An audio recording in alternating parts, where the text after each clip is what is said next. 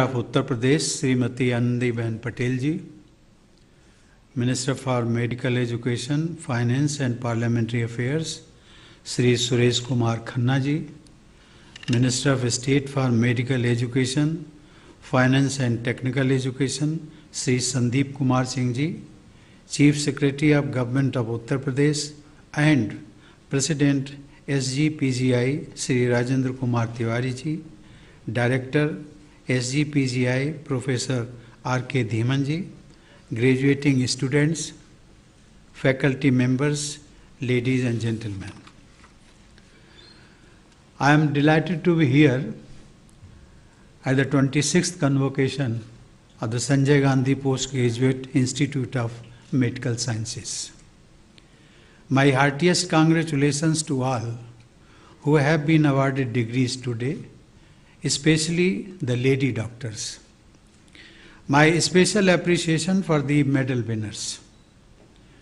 The foundation stone of SGPGI was laid by my illustrious predecessor, Sri Neelam Sanjeeva Reddy, way back in 1980.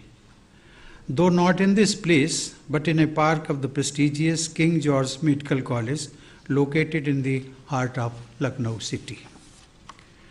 The aim of this project was to create a medical science institute of international standards.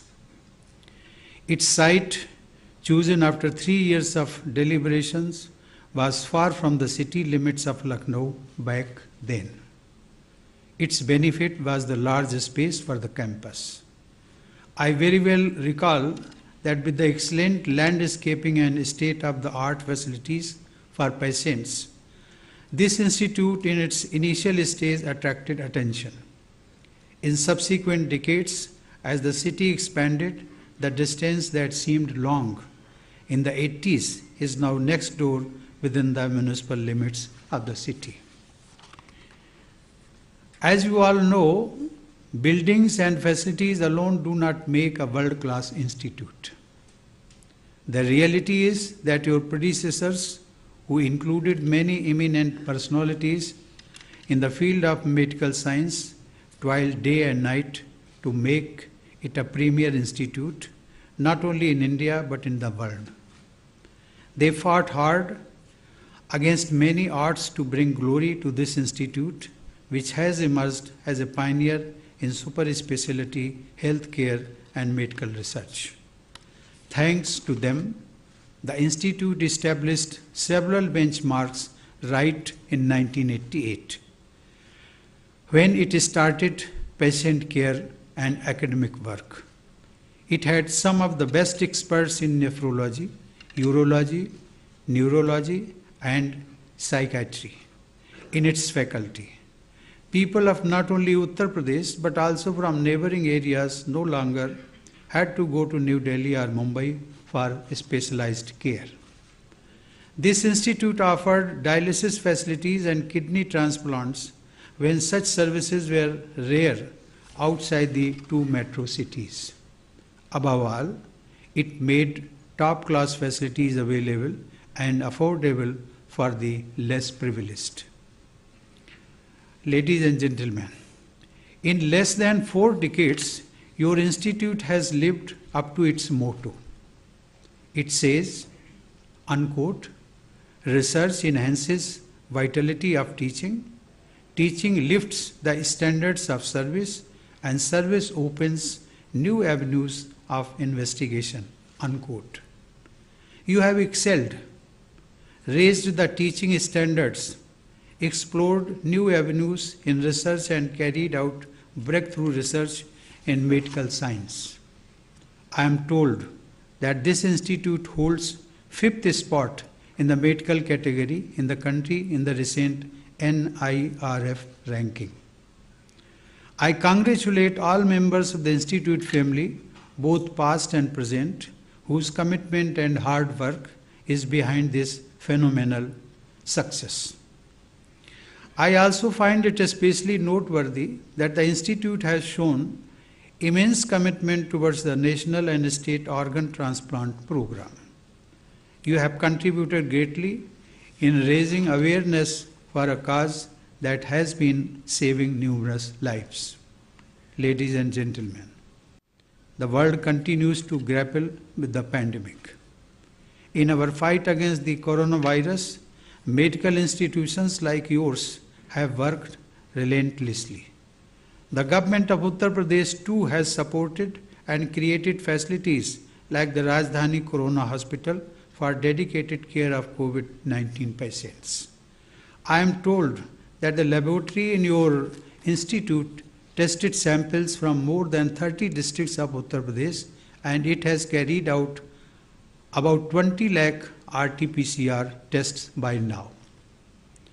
I appreciate the untiring efforts of all doctors, nurses, medical students, healthcare and sanitation workers, and administrators.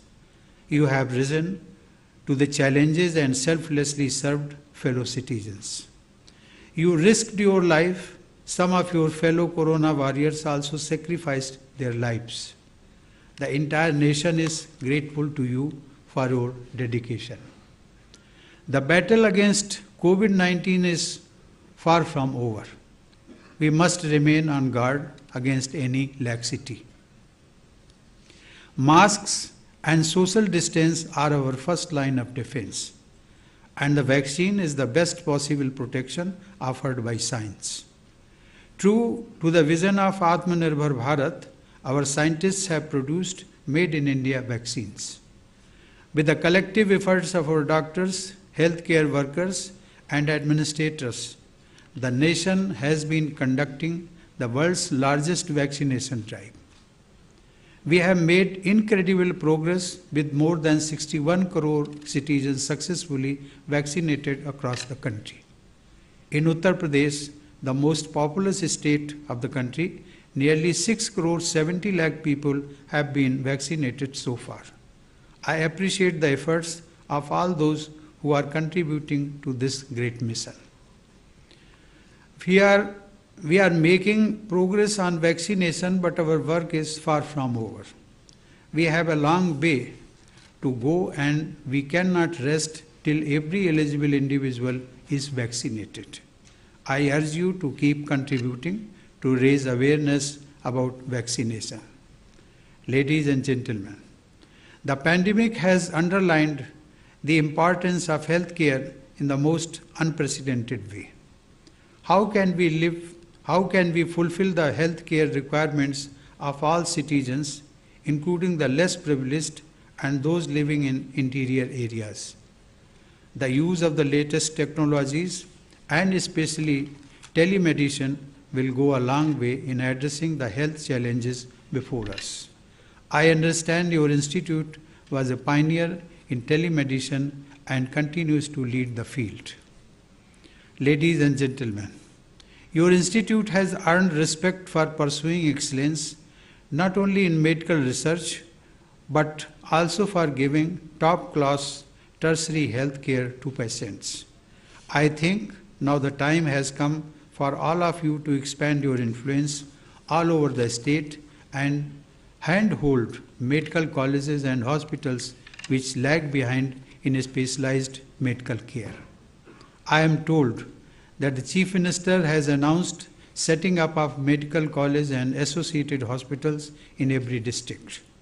It is incumbent upon you to extend your expertise to all these upcoming institutes so that they can be developed as centers of excellence in their own way. This will help people get best treatment within the state, which will eventually emerge as preferred destination for health care. Technological solutions will have to be complemented by various forms of therapy too. India has a rich knowledge base in healthcare in the form of Ayurveda. Along with other traditional forms of medicine as well as yoga, it can help treat lifestyle diseases. Yoga is of course about much more than physical fitness and health care. It is a holistic way of life. During the pandemic, a mix of such traditional methods has helped countless people in India and abroad in boosting their immunity. I am really happy to see yoga becoming a popular movement around the world. Even more important than method and technology is the human element, that is the healer. That is where you, who have received degrees today, come in. You have acquired great skills and knowledge. Now is the time to put them to use in serving others. For the patient, hoping for relief and recovery, you are nothing less than an angel. Their faith in you is a great responsibility for you. Today, you add to the strength of the larger community of medical practitioners across India, bound by the sacred oath which reminds you of your duty towards humanity without discrimination. May you all be the torchbearers of high ethics. We all aim to be a world-class institute. Your limit is not to Lucknow or Uttar Pradesh. You will be a healthcare professional across India as well as world. Thank you. I congratulate the students, the young doctors, nurses, medical technologists, and hospital administrators. I also congratulate the director, the faculty, and the staff. I wish you all success in your endeavors. May all of you continue to serve the cause of medicine and humanity. Thank you. Jai Hind.